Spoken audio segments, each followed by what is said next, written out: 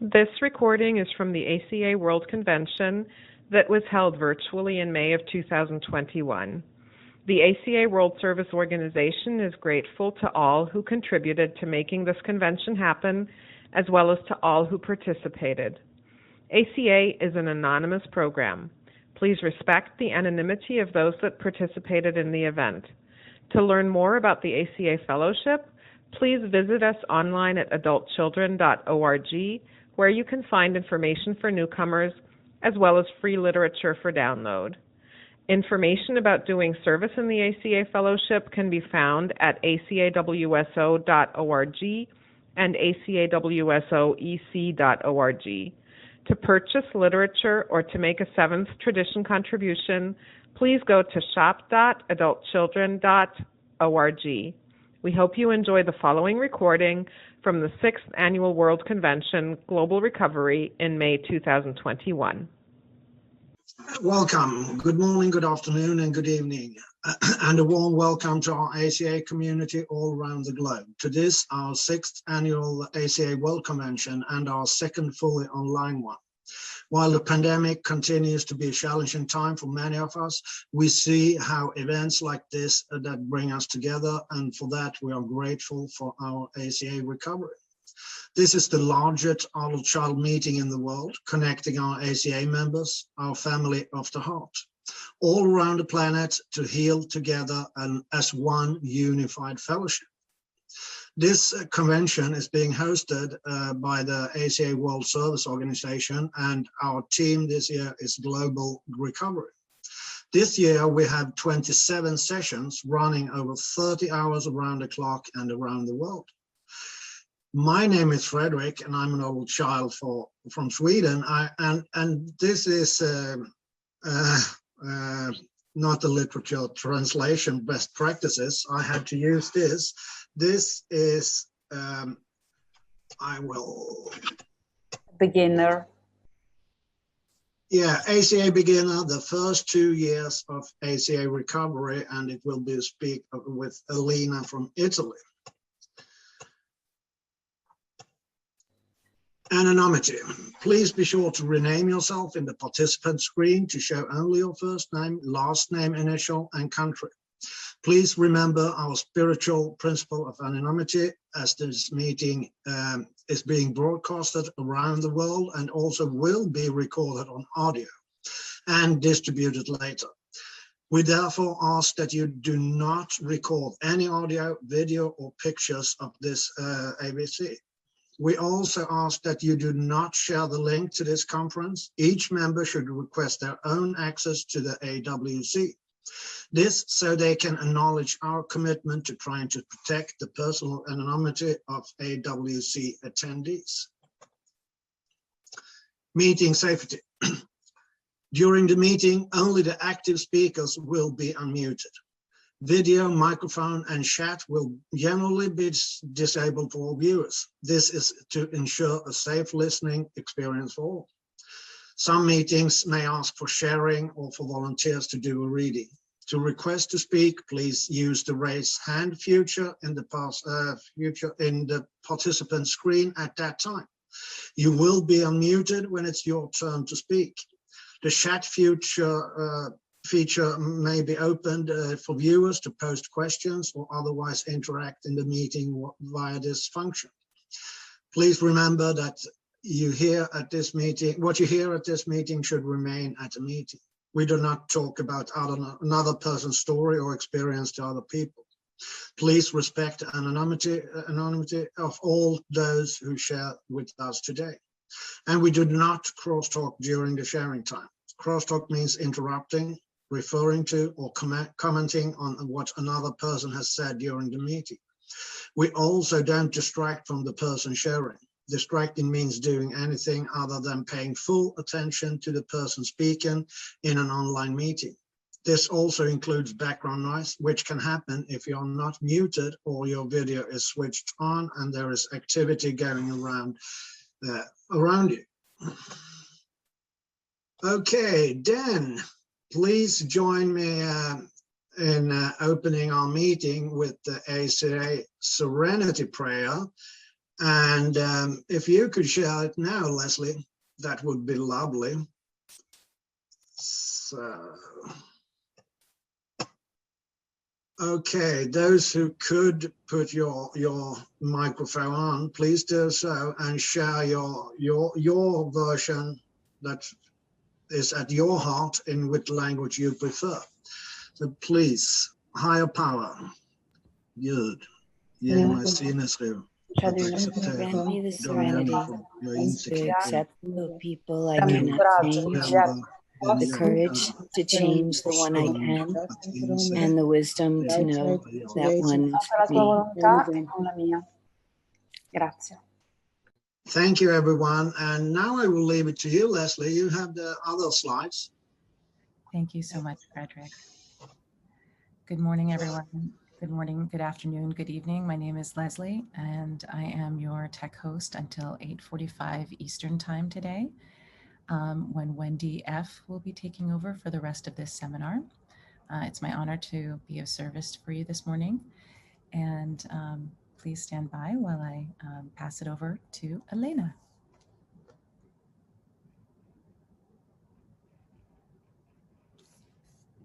Shouldn't we do the reading that promise the solution and so on? Elena, is that what you'd like?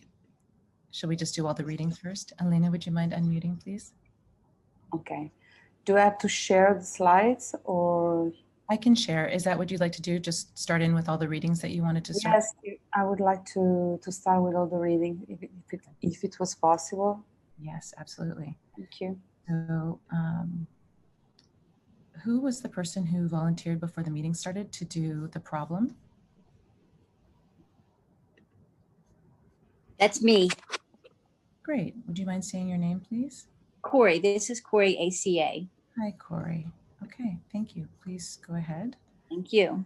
The problem. Many of us found that we had several characteristics. I lost it for just a minute. Many of us found that we had several characteristics in common as a result of being brought up in an alcoholic or dysfunctional household. We had come to feel isolated and uneasy with other people, especially authority figures. To protect ourselves, we became people pleasers, even though we lost our own identities in the process. All the same, we would mistake any personal criticism as threat. We either became alcoholics or practiced other addictive behavior ourselves, or married them, or both. Failing that, we found other compulsive personalities, such as a workaholic, to fulfill our sick need for abandonment. We lived life from the standpoint of victims. Having an overdeveloped sense of responsibility, we preferred to be concerned with others rather than ourselves. We got guilt feelings when we stood up for ourselves rather than giving in to others. Thus, we became reactors rather than actors, letting others take the initiative. We were dependent personalities, terrified of abandonment, willing to do almost anything to hold on to a relationship in order not to be abandoned emotionally. Yet we kept choosing insecure relationships because they matched our childhood relationship with alcoholic or dysfunctional parents. These symptoms of family disease of alcoholism or other dysfunction made us co-victims, those who take on the characteristics of the disease without necessarily ever taking a drink. We learned to keep our feelings down as children and kept them buried as adults. As a result of this conditioning, we confused love with pity, tending to love those we could rescue. Even more self-defeating, we became addicted to excitement in all our affairs, preferring constant upset to workable relationships. This is a description, not an indictment. Thank you. Thank you so much. Next, we have the reading of the solution. Who volunteered to do that, please? That was Kathy? Okay, Kathy, you can unmute yourself and please read while I put it on the screen. Or feel free to start reading while I get ready to put it on the screen.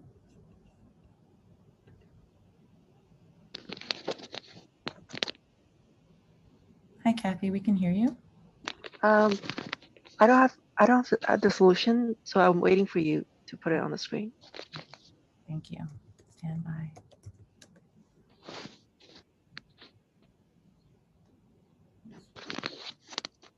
And the solution is from our own loving parents.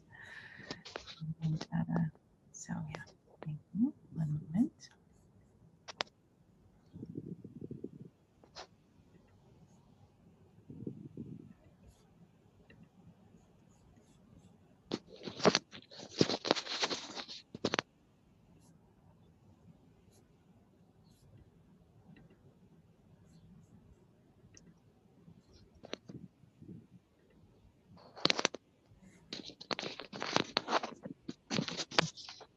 Here we go.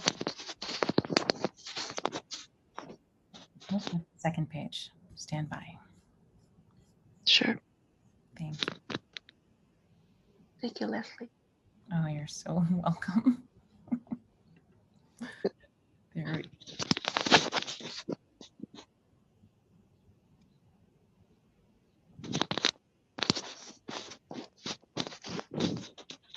Kathy, there's a little bit of static on your line. I think it's on your when you touch your microphone. But does this work for you?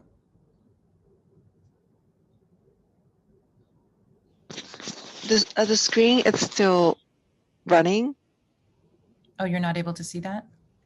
No. Okay. What was it? And I can share it. It's okay. Thank you, Frederick. It's the solution, but I think Okay. a workaround. I will solve it now, share it now. Okay.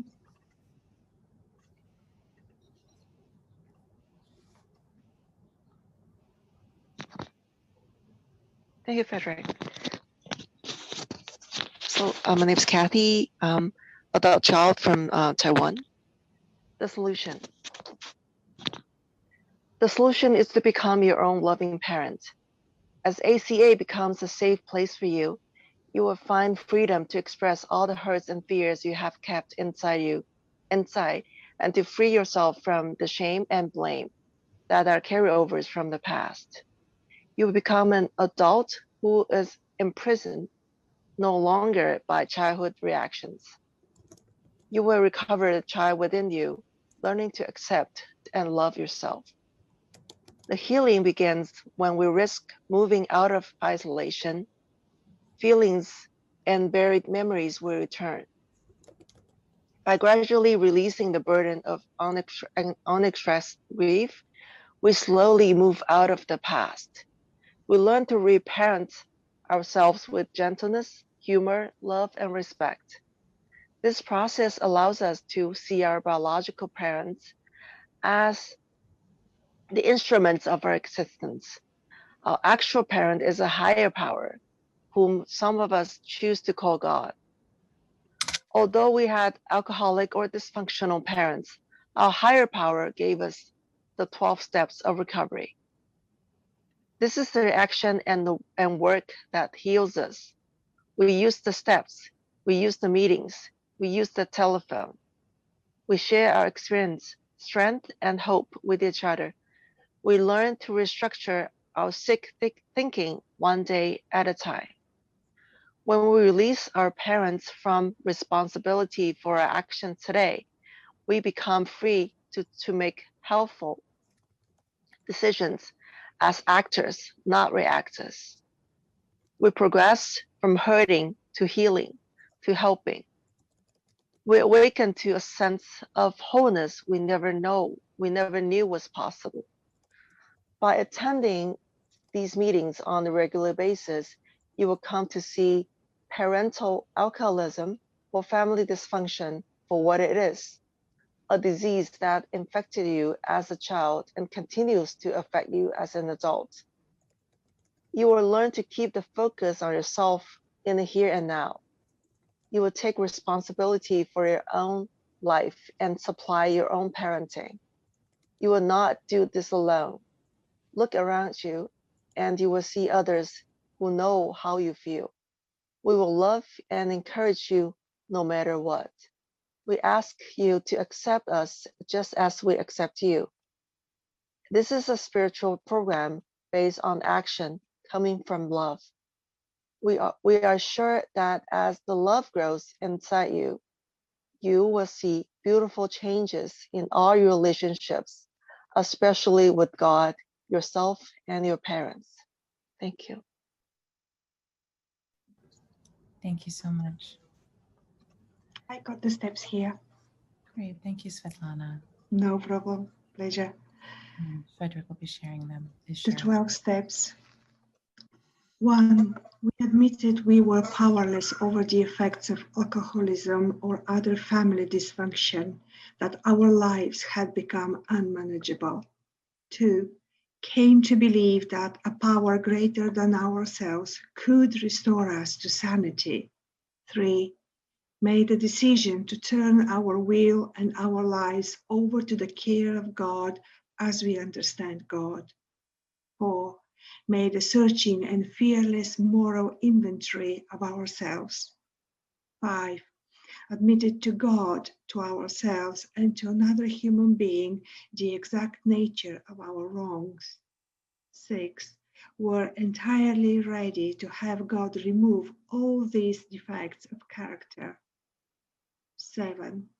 Humbly asked God to remove our shortcomings. 8. Made a list of all persons we had harmed and became willing to make amends to them all. 9. Made direct amends to such people wherever possible, except when to do so would injure them or others. 10. Continued to take personal inventory, and when we were wrong, promptly admitted it. 11. Sought through prayer and meditation to improve our conscious contact with God as we understand God, praying only for knowledge of God's will for us and the power to carry it out. 12.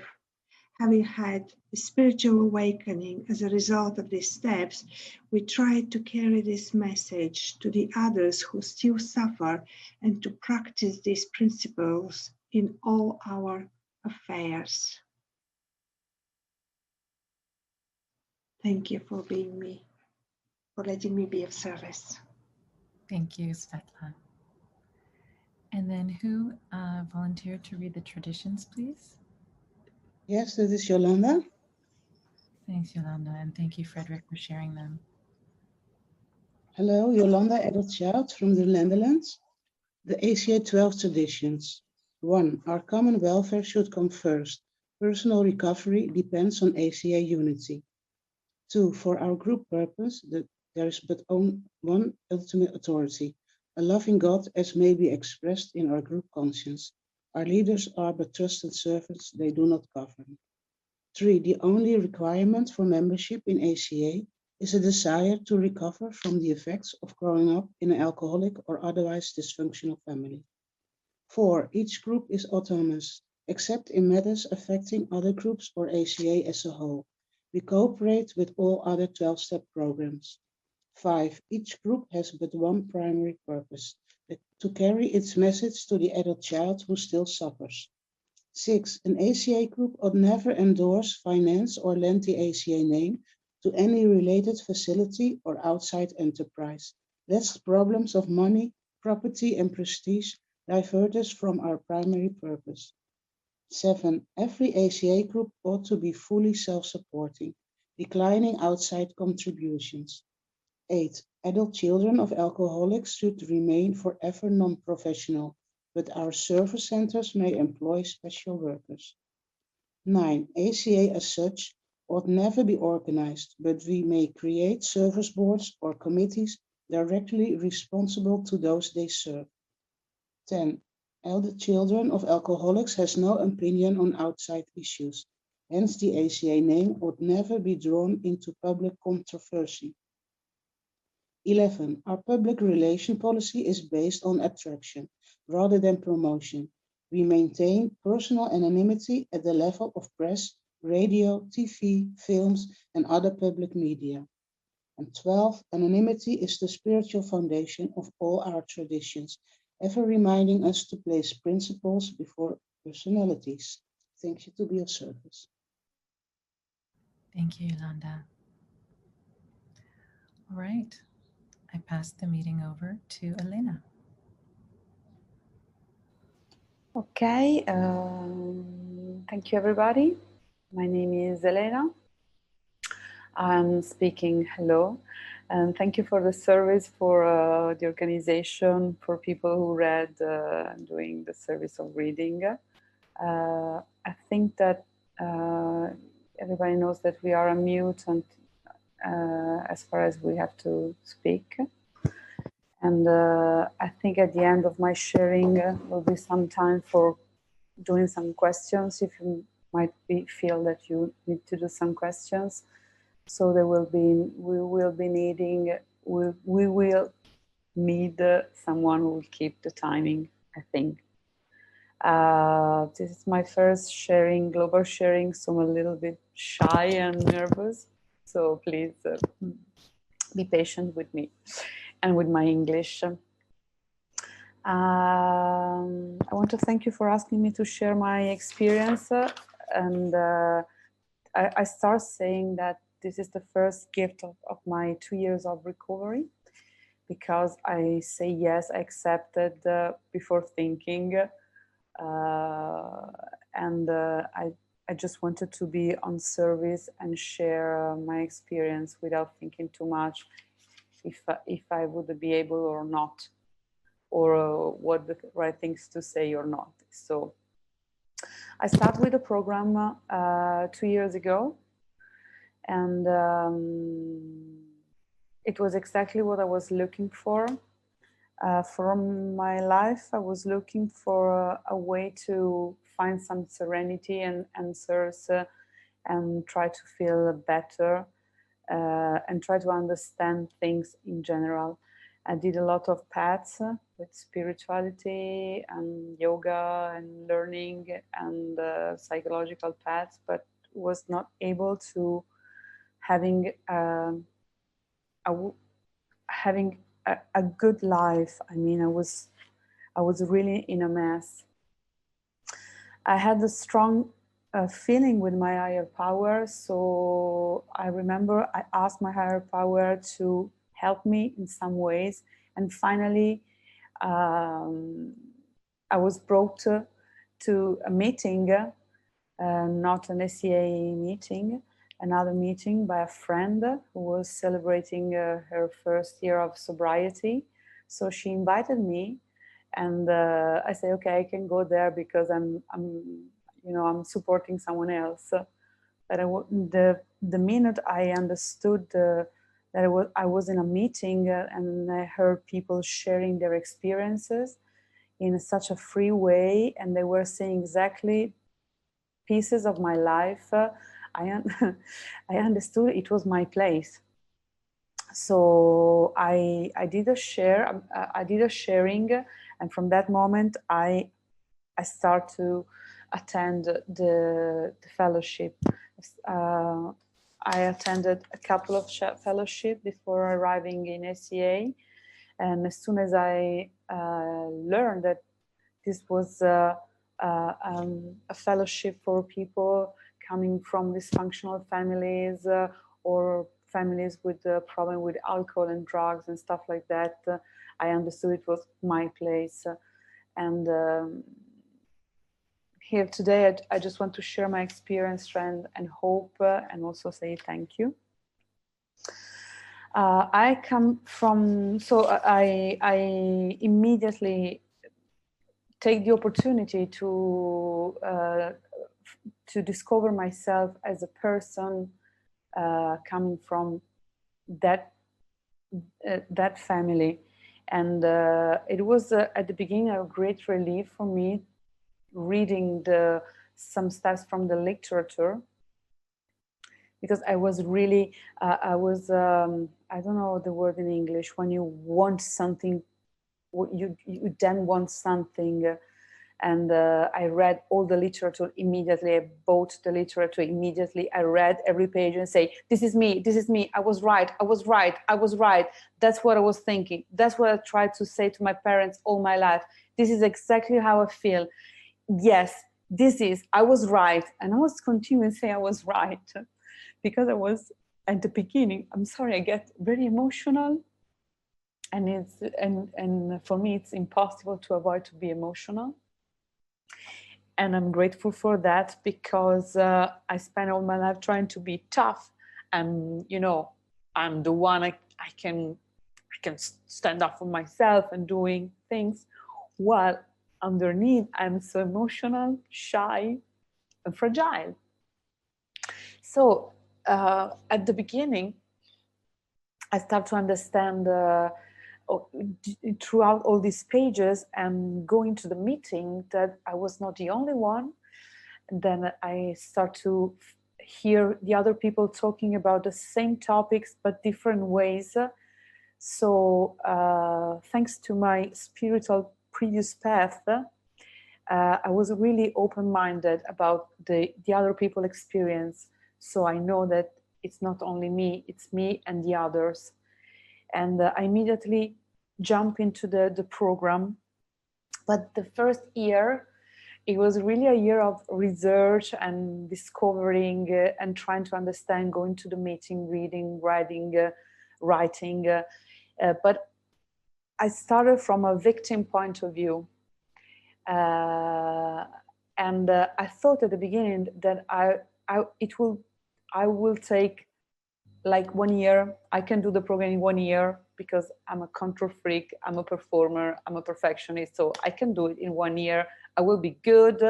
I will say my family this, and it will be all right, because I was in my mind, still in my mind. And then I understood that the program was something like, the unveiling something, veil by veil. When I understood, I was still looking at myself from a victim point of view. It was a tremendous wake-up call, because I had to take the responsibility of all my story. So I go back and say, okay, let's do it again. The second year, this is my second year. I just did my second year birthday a couple of weeks ago. I try to slow down a little bit because it was my stress.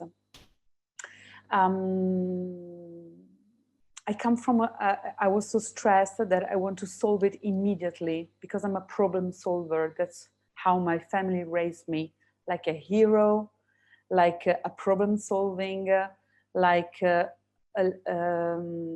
with this concept of love trading. I mean, I love you if you do or say or keep or something. It's like trading love. It's not I love you because you are just you, like with your imperfection and stuff like that.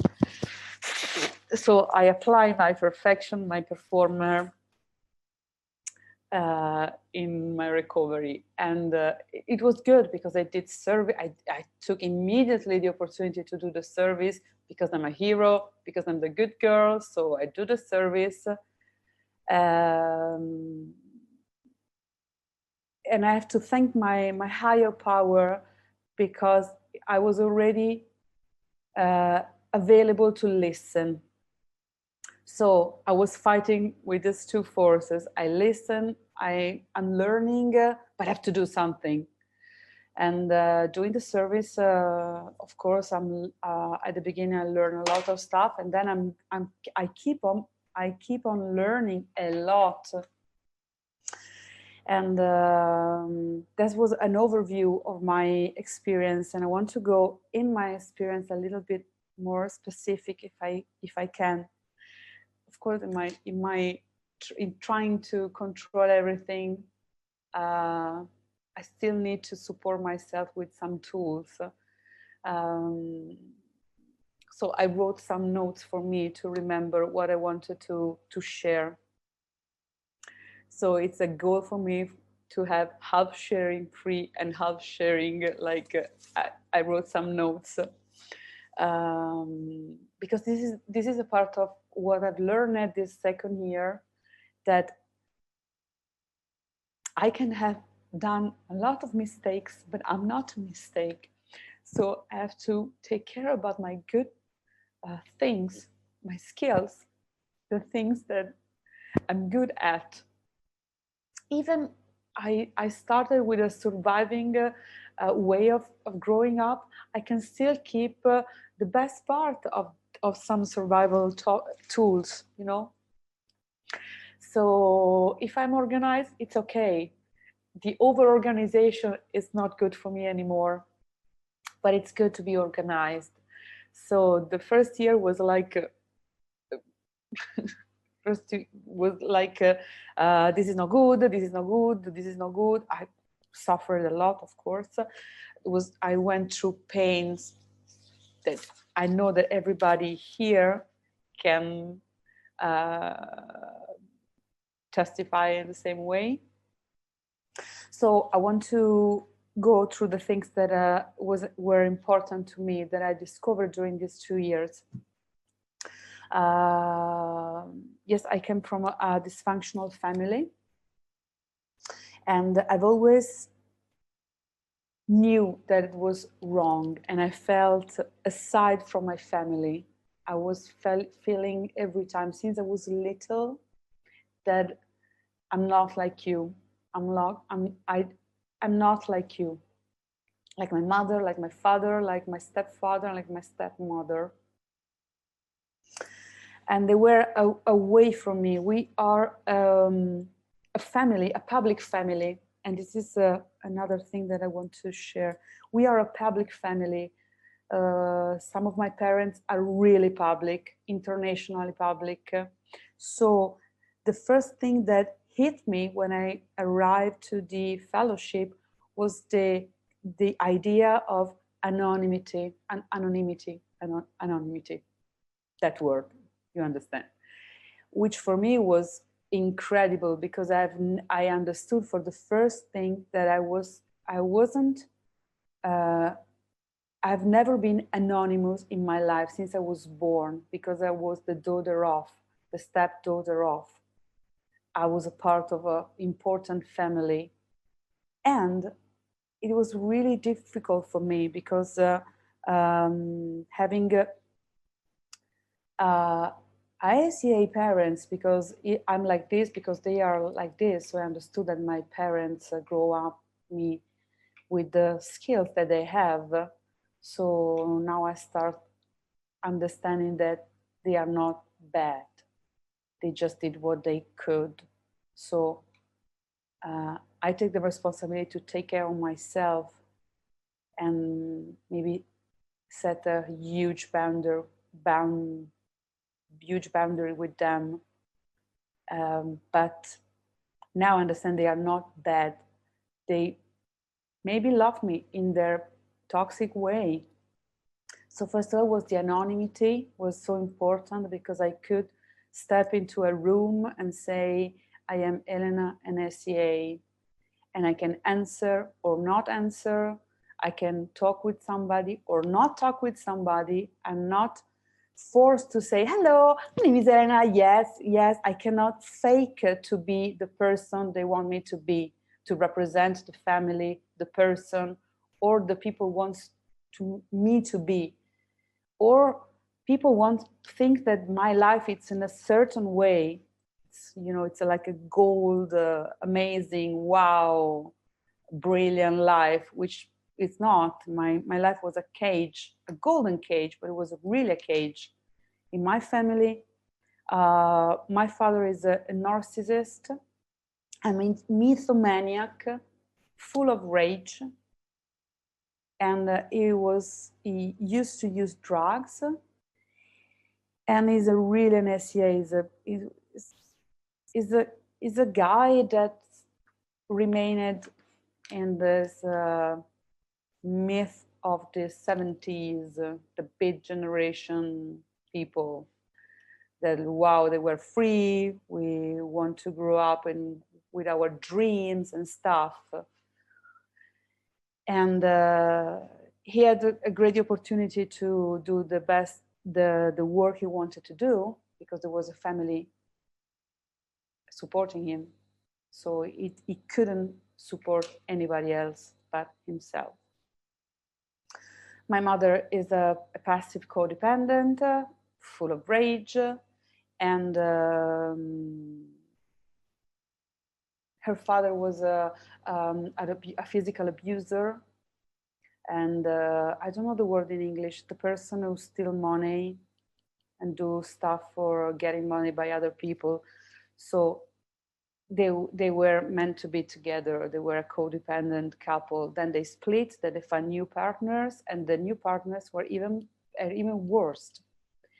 So there were my stepfather was a narcissist too, obsessed by sex and money, and perfectionist, and it was, I don't know the word in the saddic, and it was a control freak and a huge rage inside him. And my stepmother was the same, codependent, obsessed by sex, a liar, shopaholic. My aunt was an alcoholic, so all the family, my sister had problems like sex executioner. So everybody has this problem. Me too. I've been through alcohol, drugs, and workaholic, codependency relations, stuff like that. I was really a mess. All the family was like this. And I grew up in a place where I cannot speak, when I cannot stand up for myself. And when they split, they do this war between the parents. So we were used like weapons against the other. So if mommy say yes, father say no. If you say yes to your mother, you are a bitch. If you say yes to your father, you are a stupid. So everything you do, you're cut it in two, because the two person that you love the most ask you to hate half of you, which is not possible. And you do. And I did. I've been a weapon to my mother against my father. I've been a weapon in the hand of my father against my mother. I was forced to do things that I didn't want to do. And overall, I was asked not to disturb. I should not disturb. If I have needs, I have to convince not only my parents, but the other step parents. So it was, a trial. Say, I want to, attend the music school. Why you want to do it? Let her do it. You're a bitch because you want her to do it. You get the money. Now all the promise that you might understand. So it was me alone into this big bubble of person yelling, chaos. I changed houses. I stay with my father, with my mother, with my aunt, with my grandfather, with my grandmother. It was a mess. But in the public life, with everybody public life, I have to represent them. With my father, I have to represent my father. With my stepfather, I have to represent my stepfather. So my personality was splitted in 4, in 8, in 16th. And then I have the people outside looking at me, pretending to know how I am, who I am, what I need. And as I'm a public family, as I'm a part of a public family, they use me for their own, when you stay near someone who is famous, or a step far from someone who is famous, you be enlightened from that. So I've been used by everybody, because I didn't have any tool to protect myself, because I have to protect inside my family, inside and both the two parts of the family struggle in between them. So stepmother with my father, stepfather with my mother. So it was, like boxes of things, and I was in this chaos. And I work with them. I grew up with them, and at a certain moment, when I was 18, I was forced to go out from my house. And they convinced me it was good for me, that I could do it by myself with no knowledge of the world. So I suffer from, how do you say it, this post-traumatic stress disorder. I had phobias, arachnophobias. I was feared by water, shark. I was feared by the dark. I was feared by anything. When I was little, I was always around, alone in the streets with people, you know, talking to me, touching me, doing things. But I have to come back home and be the good one. And I became a control freak, I used drugs and used alcohol. I did all the things.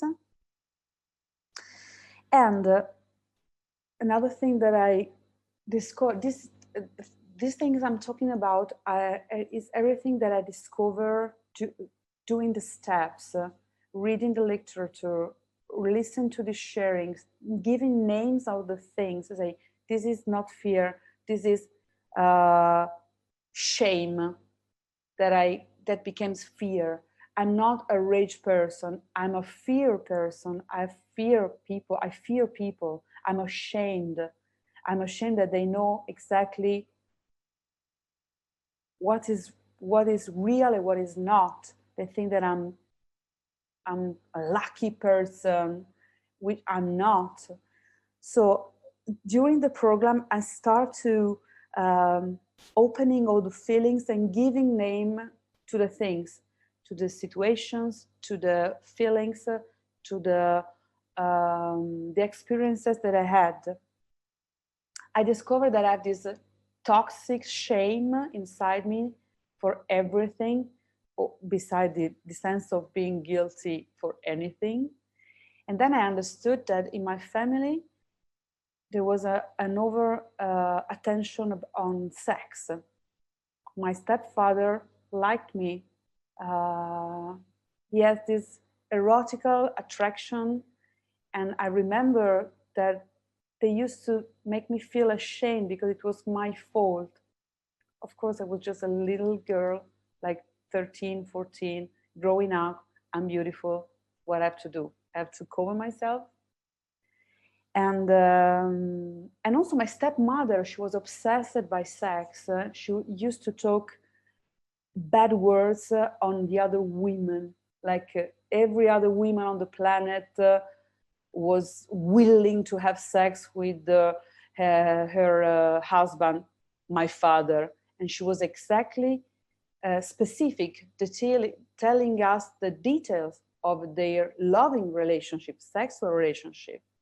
So all these things came out from attending the meetings and working on the steps. And I discovered the emotional incest that I didn't understand it was something real. I thought that an incest was something material. You know, you have not been violated physically, but you can be violated mentally. Your heart can be violated, your trust. I was my mother confident. She exactly told me exactly her problem in her marriage. I was involved in her marriage. I was the third in her marriage with her husband, my stepfather. And I want to share this with you because it's something that I was keeping to myself for a long time, but now I want to release it. When my mother has a cancer, she lost the opportunity to have children. They asked me to carry their children, and I was 22, 21. And it was something that I used to share with my friends, my intimate friends, of course, like a codependency friendship. And I used to tell this story like, you know what my mother says? They asked me, you know, putting some sarcasm and putting the irony on top to say, they are so crazy, you know, they are so crazy. They asked me also this and this and this. And it's terrifying that they asked me to carry their baby with my stepfather. So, and I remember I say, would it be my son with my stepfather?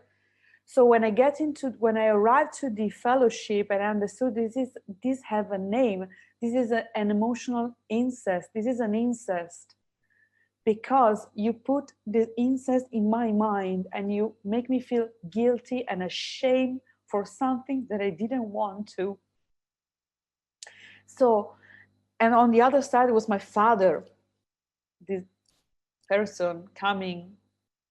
He was always anger because he couldn't reach the goals he wanted to reach. And he put us, me and my sister, in a condition to feel guilty for his unsuccessful work. Because he has a big moment and then he fell and then he rebuilt a big moment in his life. So what I get from my family is that children are the fucking problem of their lives. So I struggle with relationship, trying to have a good relation with someone, and I couldn't. Of course, I'm a codependent. So what kind of relationship can I have? And I never fulfilled the goal to have children because I developed invalid disease, physical disease.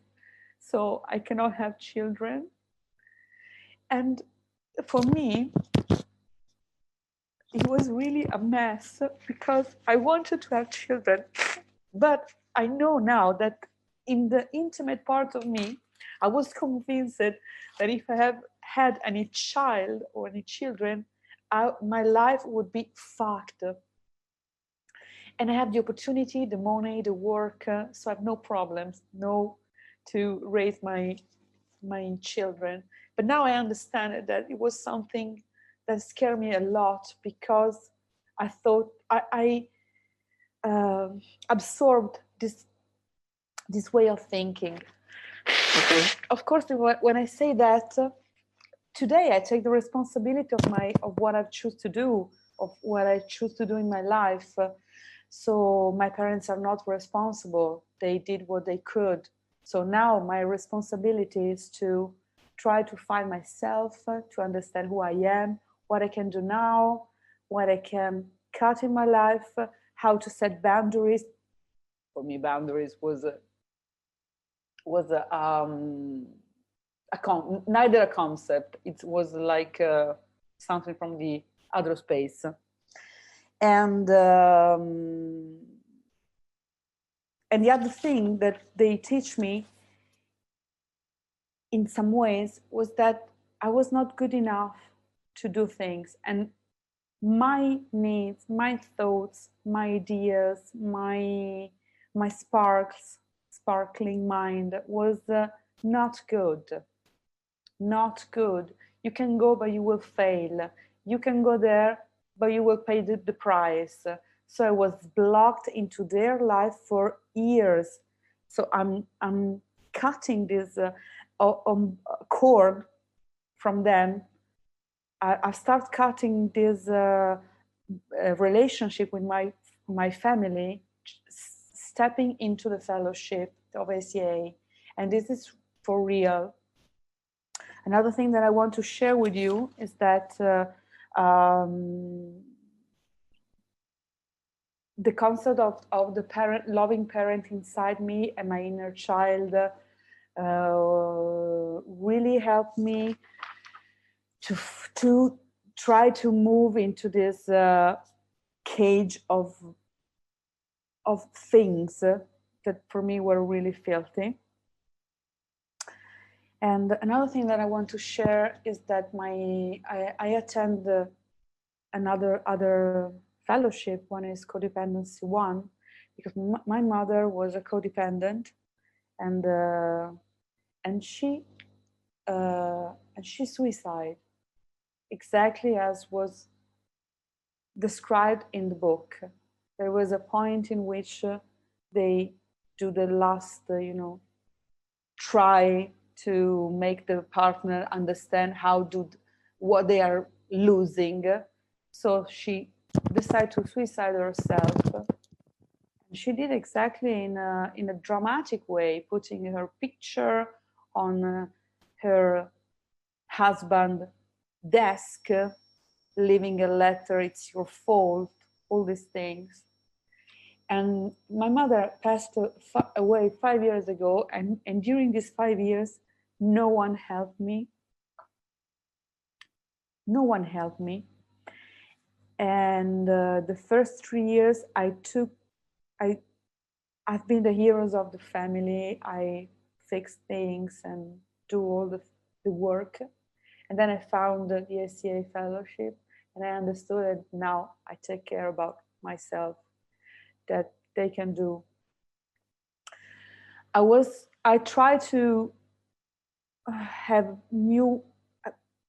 set new relationship with my father and my sister, but it was not possible. So I'm at the moment, only for today, I need to set a really a strong boundary. I have to abandon them only for today, because they are so toxic and they do not recognize my change. I cannot stay the person I was at the beginning. I want to share that I really trust the program, because the program is giving me the tools to discover myself, my abilities, who I am, to process the grief, to do the amends. Is it correct? Can someone say yes? Okay, thank you. I can do the amends to myself, to my higher power, to my father, to my stepfather, to my mother, to everybody. But first of all, I have to do an amend to me, because I really abused myself in all the way possible. And as I'm raised to represent a family, I'm so good to be two different persons, one public and one in the back. This is not possible anymore.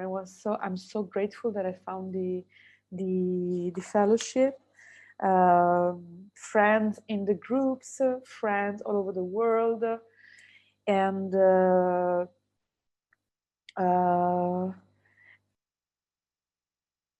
the fact that I have a real hope now, because I'm taking care about really doing amends to myself, because I did a lot of things in my life. I had a wonderful career, but I destroyed it because all my relations were as my family, conflict. I was aggressive. I was perfectionist. I start things and then I don't finish things. I gave people tons of tips and tools to do the best they could with their lives, but not me. I didn't support myself. And during these 2 years, I've learned all this amount of things. And now, in these few last days, I set a new goal for me, which is relaxing, amusing, and going really step by step, because the first 2 years was just try to slow down in some ways, because I was so shielded since I was 8 or 6, at the age of 6 or 8, popular, exposed, that I really took 2 years to say, okay, humility, I want to be humble, I want to stay with my program, I don't care what people say, I have money enough to recover myself, and so I want to thank the program and thank the people and thank the service that I do. I'm a secretary of a group. I'm the Italian literature committee responsible, and one of my goals, I hope to open a group here in my town, which is not open yet. So during this pandemic time, we joined two groups, Milan, from my city, I mean from Milan, and another city, Rome, is the city where I come from. So that's my experience. Okay, I want to thank Leslie. She's going away. Thank you for the service. I think that I share anything that I wanted to share. Got my tools. And if there is time and someone wants to share or do or ask questions or say something, I'm available. I think I've spoken enough. This is Wendy F., the tech host. I see Svelta from Scotland has raised her hand. Hi, Wendy. I grew up in Bulgaria, but I live in Scotland, and thank you so much for such an honest and emotional share, because I'm emotional and I always try not to be emotional and trying to do the work, don't be emotional. And also I relate to something I didn't quite understand, but really 2 years I was given off work that has never happened before to me, just to stop and recover, just to enjoy. And it's my higher power. And thank you, Elena. You're beautiful, you're wonderful. Thank you for your share and your work you do. Thank you so much. Thank you.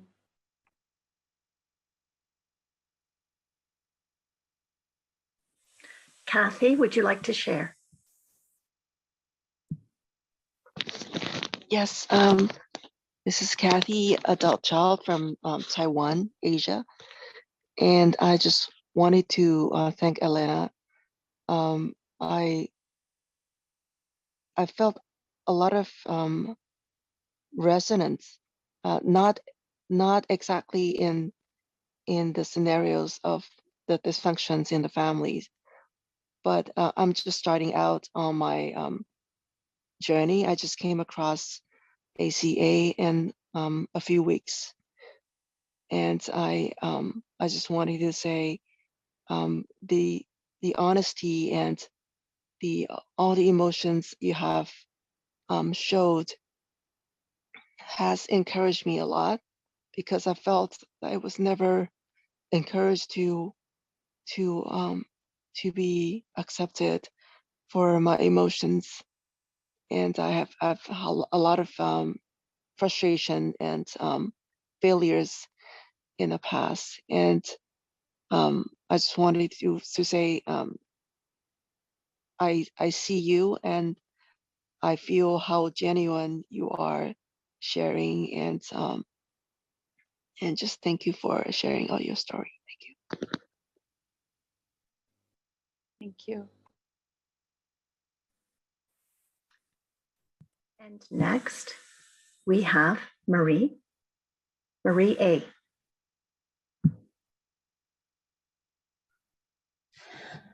Hi, Marie, adult child. Elena, a big hug to you. Thank you so much. Your story is mine, except my mother was an alcoholic, but my father was a narcissistic pervert too. And it really touched my heart and explained to me, I'm new to ACA, so this concept of trading love, golden cage, be a weapon used by my father against my mother and vice versa. The emotional incest, the conclusion of abusing myself, and tell all the horrors I've been through. As you were saying, like you would laugh, I would do that so you are on my side, because I was still so frightened. And the first time I was able to tell my story with I was feeling like a large space from the other person. And there was a stream of a wild river of tears and anger. And you're so true when you say that behind all these fears, control, and anger, it is shame. I look at picture when I was a little girl, when I was a teenager. I see shame. And you help me to have true compassion for myself, because it's beautiful hearing you, and sometimes your tone gets high and you're angry, because I can relate to that, not in my brain, it touched my heart. And I realize not only I accept you and I love you, but I accept myself. So it was very precious. As you did, I had to cut the relations with my parents totally, because I'm not at the point where my father has no power on me. It will be the day I'll be able to allow him to be sick, I think. Anyway, thank you very, very much. Elena, we have 7 people ready to share. Do you want to share now, or do we go to Moonty? Are you talking to me, Wendy? Sorry. Yes. Would you like to respond to our first 3 shares? I don't know. I think they are sharing, so no cross talking. I think it's just a share. I didn't hear any questions, so thank you for sharing. That's what I want to say. Thank you. Thank you. Moonty? Yeah, and also it's allowed to ask Elena questions, of course. So. Hi, I'm Moonty, adult child. I'm also new to ACA. Elena, I wanted to thank you so much for your vulnerability. Your feelings touched my heart. I could see the pain and I felt it the same way I felt it for myself. I connected with you when you said that you knew that something was wrong ever since you were a kid. I felt the same way. I couldn't explain it. I just felt I was different than anybody else. I felt that there's something needs to be done, something needs to be fixed. There's no way that this dysfunction is okay. I also connected with you, and I thank you so much that you taught me that it is okay to announce a secret that you kept from everyone and never announced to the world, and you can announce it here. I had something that was also hidden. I never announced it to anyone. It was, even when I talked about it with, limited people or certain individuals, it was always done in a light way, as if it's, nothing, or I would twist the actual truth to make it feel less painful for me. But without sharing those big, painful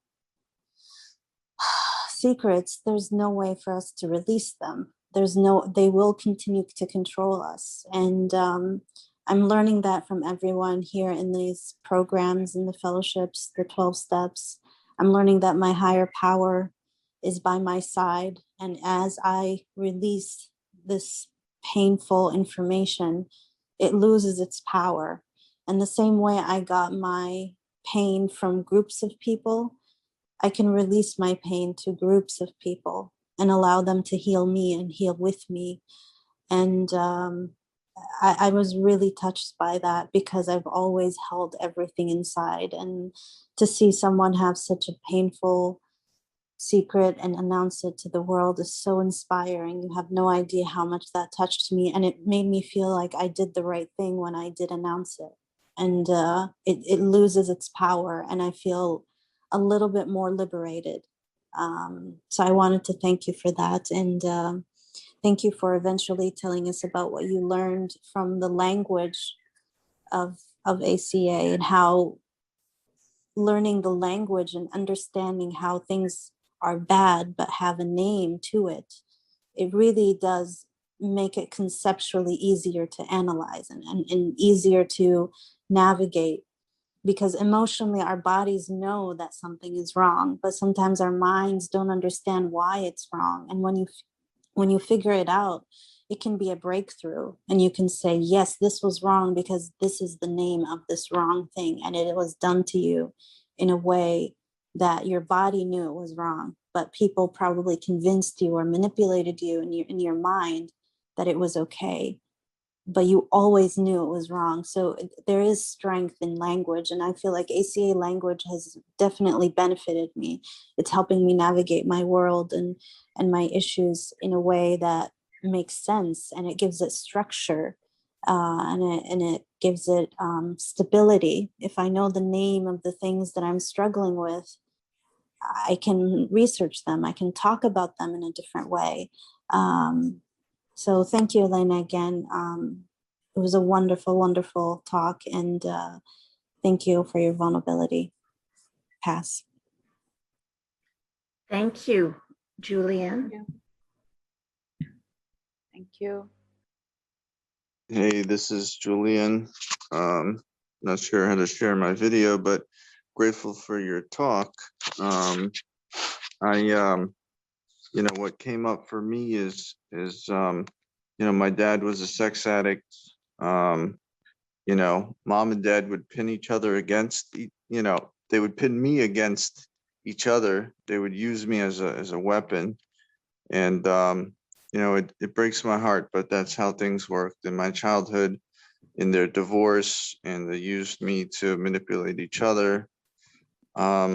I have a lot of fear of people, and I've been living in isolation for the last 4 years of recovery because I'm just so scared of people. And when I was acting out in my addictions, I wasn't as scared of people.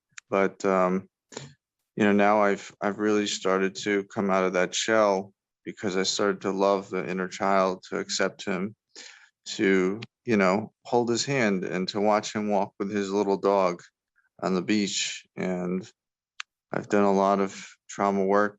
I've also had to cut out all of my family, you know, mom, dad, sister. People have died left and right. And, you know, I felt the need to fix my family from childhood. You know, I knew there was something wrong with dad, something wrong with mom. And, you know, I tried so hard to fix my family because they were so sick, you know, about money, about everything. And, you know, having a name for this disease is, it's really been helpful, you know. And what was so beautiful about your share is, you know, the ability to share such vulnerability. I feel like I don't have the same story, but my family comes from a lot of trauma from the Holocaust, and my dad was like a child soldier, and there's so much pain and generational trauma. Even though like the pain is different, I feel like the depth of pain is something I could relate to, about how deep and dysfunctional things have happened on a generational level. And, you know, it gives me hope that even though I come from this family that's so sick and broken and hurt, that other people, you know, are showing me that healing is possible, that self-love and forgiveness and tolerance and growth and spiritual development and so much hope. And, you know, it's really beautiful. It gives me goosebumps just saying it. You know, it makes me even want to cry. I feel the tears coming up when I heard your story. I just oh man, it was so hard. It was so hard to hear it. And I feel tears now because of I know I know the pain and that deep level of pain that's so misunderstood. And it just kind of gave me shivers to hear the qualification. And I thought, I always think that I'm the only one who has such deep and painful roots. And just seeing other people have a wholesome life and to live separate from their family and being able to make it happen. It really is hopeful. Thank you for your share. God bless you. Thank you. Thank you. We will now move to Veronica, and we have 8 people for sharing. And so I've asked Frederick to give you a 30 seconds before the 2-minute mark for your 2-minute shares for allowing others. Thank you. Veronica?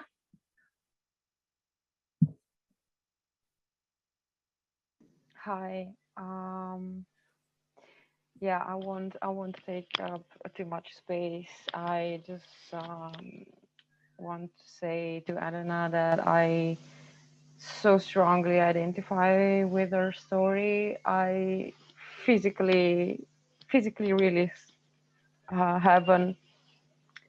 her story set me on fire completely. Like my body is completely energized and so much anger came out. I'm finding it really difficult to stay here at the moment, but I wanted to wait for her to have the opportunity to ask her if she is comfortable giving me a way to get in contact with her. I would love to be in contact with her if she's okay with it. Thank you. Elena, do you want to come off mute? Yes. Thank you, Veronica. Yes, why not? We can share. Why not? We have the online opportunity, which is a great opportunity we can share all around the world. So I think yes. I don't know how to exchange the contacts, but Wendy or Frederick will enlighten me about that. Thank you, Veronica. Yes, what we can do is bring Veronica into the panel, and we will do that momentarily, and she will be able to send you a message. But I'm going to ask Maggie for her share. Maggie S. Thank you, Wendy. And gosh, thank you so much, Elena. I was very moved to hear you. I've been around ACA for a long, long time. Early 2000s, and then so much was going on.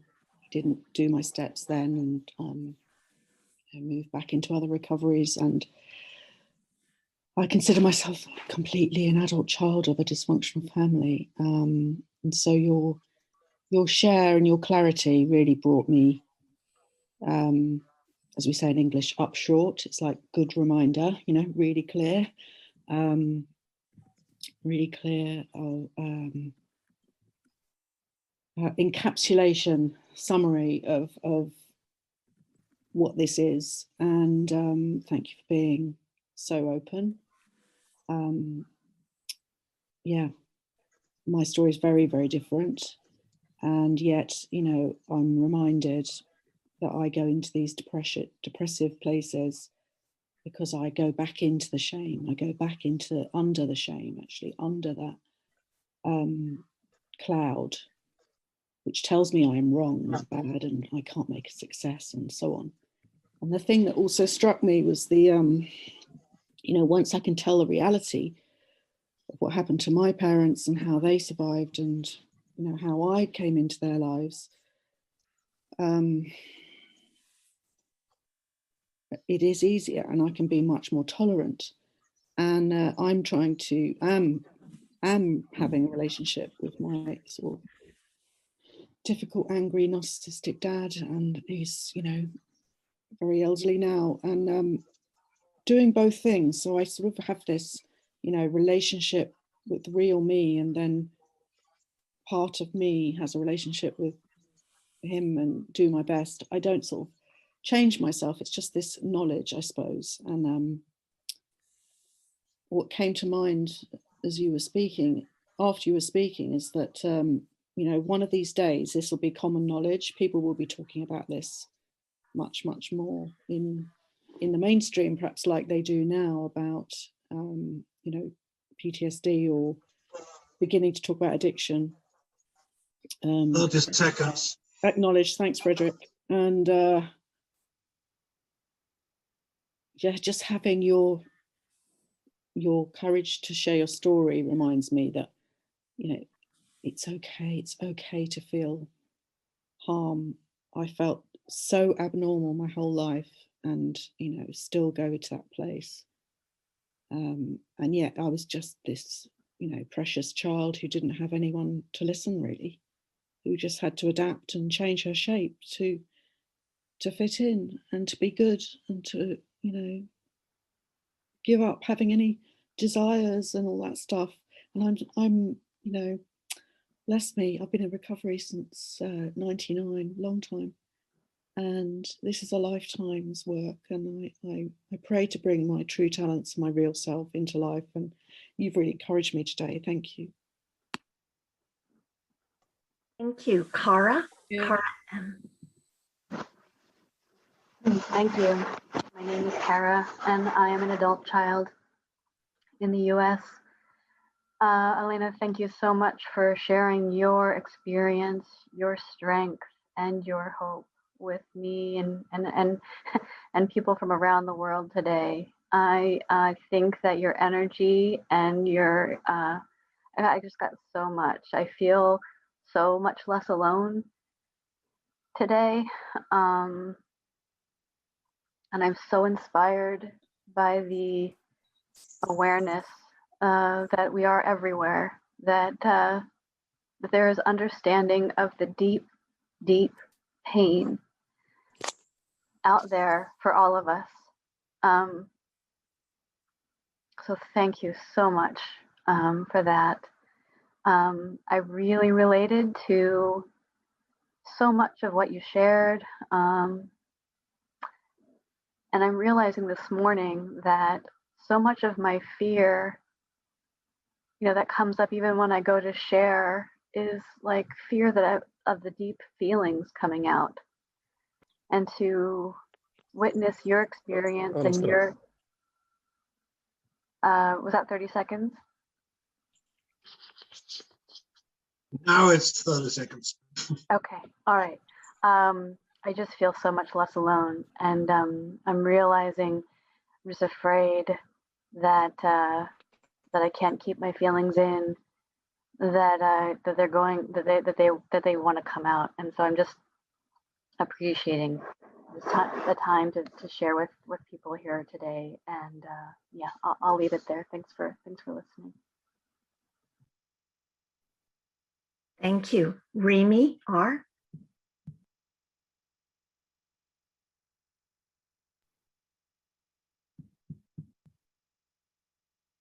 Remy, are you able to unmute?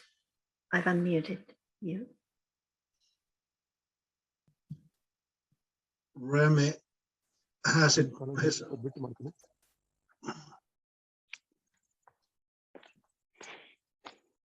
Hi, I'm Remy. I'm an ACA. I'm not sure I'm audible. I have a problem in listening last few sentences. You are audible. Okay, thank you very much. I cannot believe I'm speaking today. Thanks, Elena. I could only listen half of your sharing, and no, for me, I can tell anything about myself, but my head won't allow me to share those things. And I could have died with those things inside me. But I'm willing to give life to others, listen to them, pay everything to them. But for me, asking for help, just not possible. Or telling about myself, not possible. I can listen to others, their story, but I cannot tell about mine. But I'm a new in ACA. I'm really happy. Like, you know, there's so much as a kid, I did not know anything. my dad as an addict. Only fear I experienced from him. With my mother, I was a king in the house.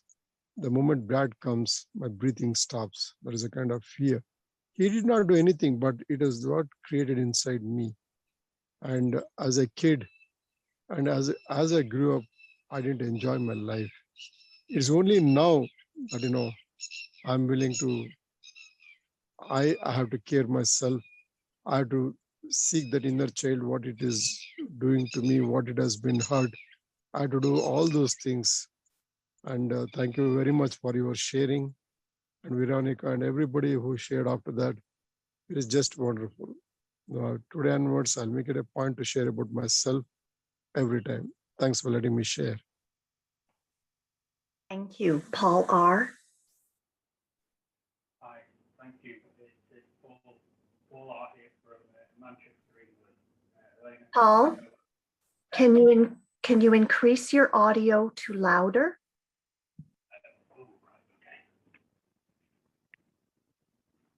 Can you hear me? Yes. Yes. Yeah, thank you. Thank you, Elena, for your share.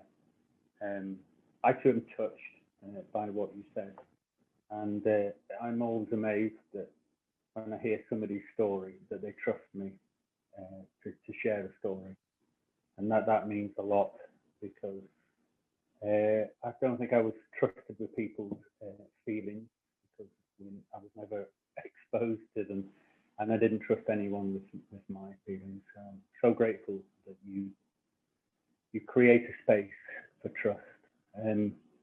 For what really pulled out for me is that I got my understanding through doing the steps, and from 1 through to 5. When I'd finished my step 5, I realised that what I'd done is I'd heard my little one's story, and I felt that story, and I was incredibly touched by that. And when I finished my step 5, it was, well, what are you thinking now? And I had such a strong feeling that you've heard me, you didn't judge me, you didn't change my story, you didn't tell me I was anything else other than heard, and that brought healing to me. So ACA has saved my life. I know I don't recover on my own, because people around me, like you, Elena, that share your story, help me understand mine. 30 seconds. Thank you. The big thing that really I've got with me right now in my recovery is that I've got the understanding and I've got the words. I wasn't prepared for the feelings that have come up as a result of that. And especially after the last meeting, I've got a super higher power who can give me, and my little one is saying, Paul, let's go to our higher power to help us, because I know we need him, sorry, male for me, to help us on this journey. So I'm not going to start the next part of the journey on my own. I'm truly, truly blessed. Thank you so much. And everyone that does service in ACA. You saved my life continually every day. Thank you. Thank you. Michaela?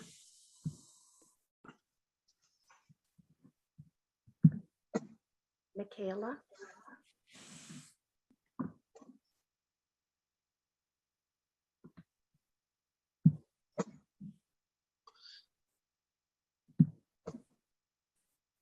Michaela, we'll come back to you. Caleb W.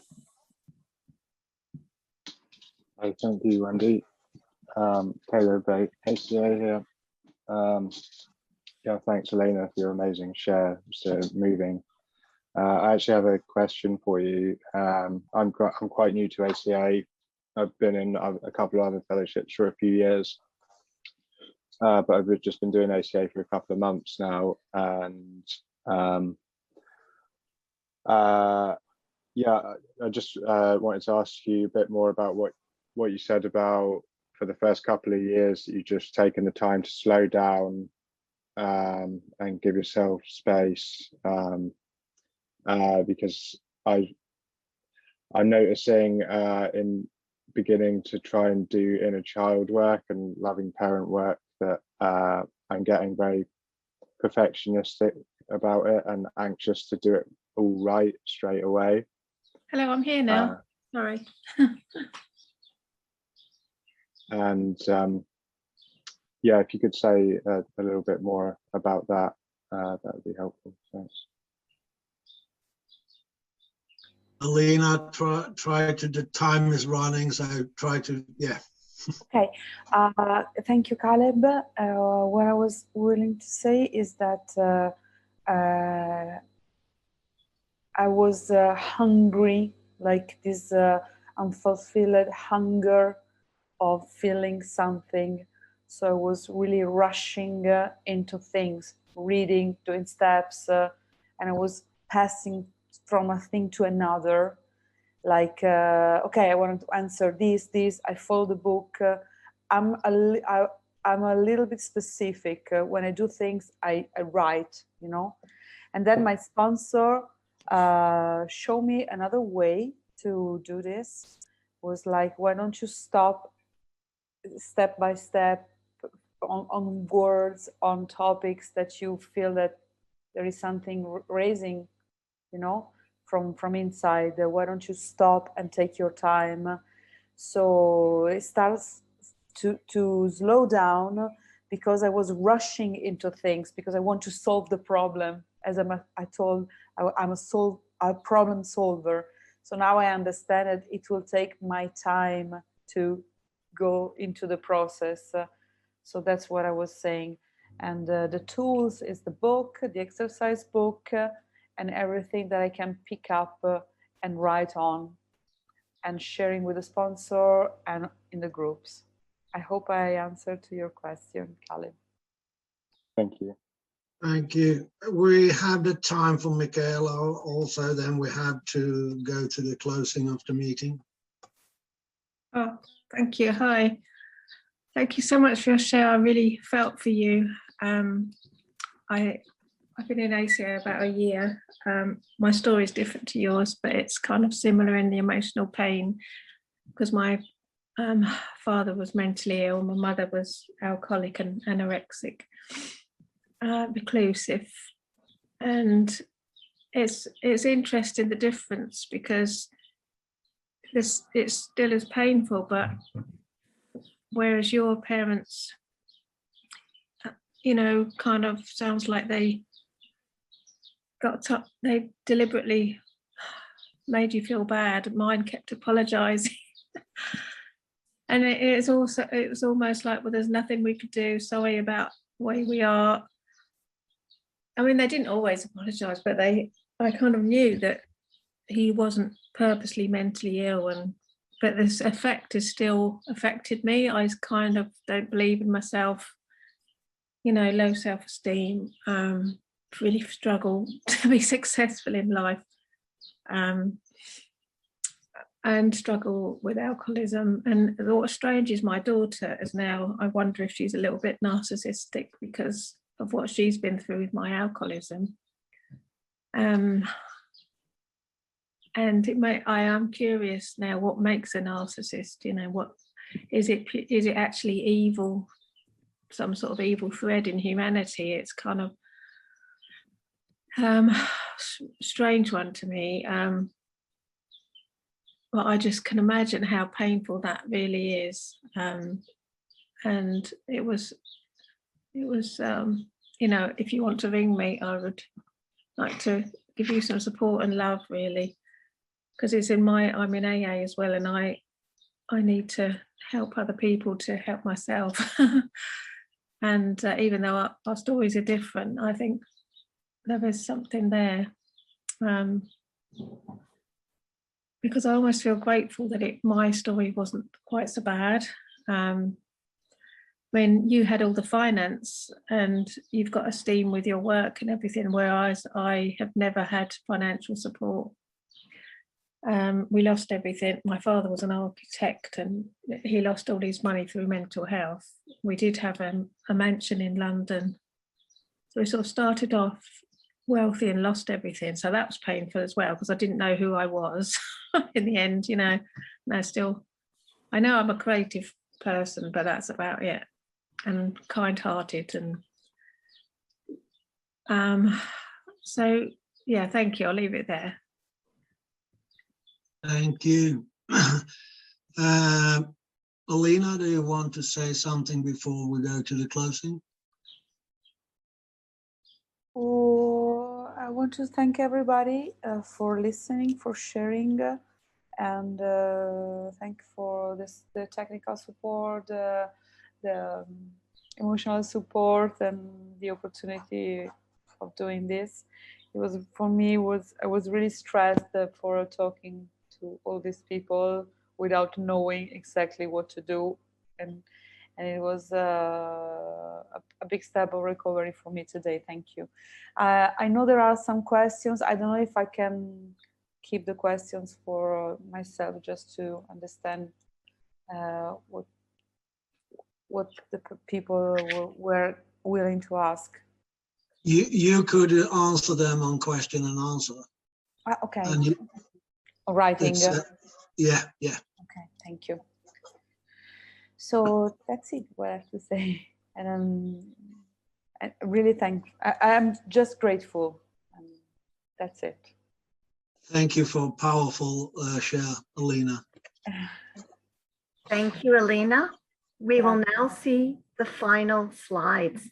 And after the final slides, we have 2 hands still raised. Elena, if you are able to stay a few minutes. Please. Thank you. We have volunteering for service. Frederick, are you able to make it the full screen? It's small for me now. Or read it, Frederick. I can read it. Thank you. Volunteering for service. Doing service in ACA is a great way to strengthen your program. You can help carry the message and make a difference in another ACA member's life by signing up as a volunteer. If you feel called to volunteer for service, please go to the link acawso.org/service and follow the prompts to complete the form, which will help to direct you to the committee that best matches with your areas of interest. Our 7th tradition states every ACA group ought to be fully self-supporting, declining outside contributions. We ask that you consider making a 7th tradition contribution at adultchildren.org/7th tradition, where you will find a variety of ways you can make your contribution. We are delighted to announce new functionality and more options have been added on this new 7th tradition link. So you can now donate in your local currency in a variety of ways, such as credit card, PayPal, Venmo, GCB, Diners Club, Google, and Apple Play. And now, if someone wants to read the promises, either Elena or someone who's raising their hands. Maybe Elena. Yes, it would be great for reading. Can I read the promises? Yeah. Yes. Okay. The promises. First one. We will discover our real identities by loving and accepting ourselves. 2. Our self-esteem will increase as we give ourselves approval on a daily basis. 3. Fear of authority figures and the need to people please will leave us. 4. Our ability to share intimacy will grow inside us. 5. As we face our abandonment issues, we will be attracted by strength and become more tolerant of weaknesses. 6. Thank you. We will enjoy feeling stable, peaceful, and financially secure. 7th, we will learn how to play and have fun in our lives. 8, we will choose to love people who can love and be responsible for themselves. 9, healthy boundaries and limits will become easier for us to set. 10th, fear and failures and success will leave us as we this is a very bad word, intuitively make healthier choices. 11, with help from our ACA group support, we will slowly release our dysfunctional behaviors. 12, gradually, with our higher powers help, we learn to expect the best and get it. Thank you. Thank you. I think we should move to the serenity prayer or time. Yeah, thank you to everyone who shared today, as well as to all those whose service helped to make this worldwide ACA World Convention come together. And we will, all who are unmuted and can speak, could turn on their microphone. So please join me in closing our meeting with the ACA Serenity Prayer in whatever language or way that calls your heart. And we put up this fantastic heart with all the serenity prayers in different languages. So, higher power. Good. Signore, concedimi la serenità di accettare le cose che non posso cambiare. Dammi il coraggio di cambiare quelle che posso. People I cannot change, the courage to change the one I can. The wisdom to stand the one is me. Non la mia. Grazie. Thank you all.